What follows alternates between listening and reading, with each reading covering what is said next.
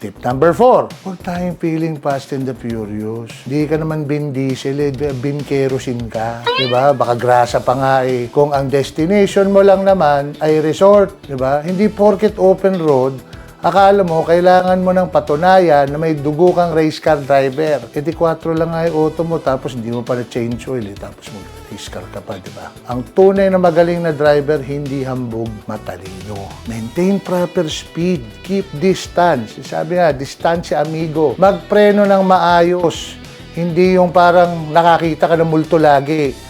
At higit sa lahat, i-match mo ang driving mo sa kondisyon ng daan. Kasi ang totoong astig na biyahe, yung ligtas kayong lahat. You get there in one piece. Hindi yung pagdating nyo sa destination, lahat ng pasahero may trust issues na sa'yo. May hiwalayan ka pa na syota mo, di ba? At mas masarap mag-drive kapag alam mong partner mo sa daan, hindi ka iiwan sa ere. Yan ang Continental Tires. Makes sense for road trips because they're built for drivers who want more than just pwede na. They want safety, comfort, performance, all in one. Tip number 5, enjoy lang the journey. Hindi lang yung reels. Yung reels nga, baka kung ano pa, ma-demonetize ka pa sa mga reels mo. Pinakamagandang parte ng road trip, hindi lang yung destination. At yung tawanan, kantsawan, asaran, iyakan, depende kung ano na pagkwentuhan. Minsan, iba nag-iiyakan. Or medyo kulang ka na sa testosterone, kaya naiiyak ka. Hindi ko alam. Pero habang biyahe, yung mga memories na makikreate nyo. Yung stopover sa gas station na mas masarap pa ang kape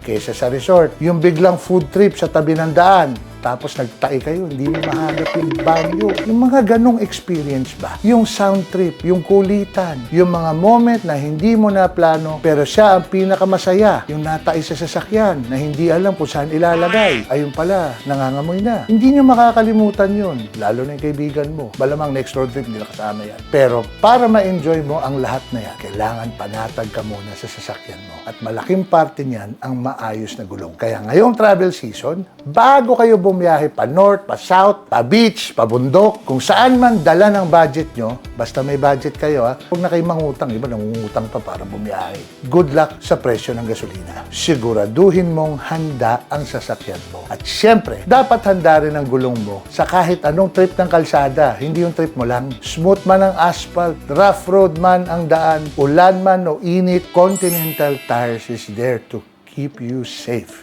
and comfortable and reliable.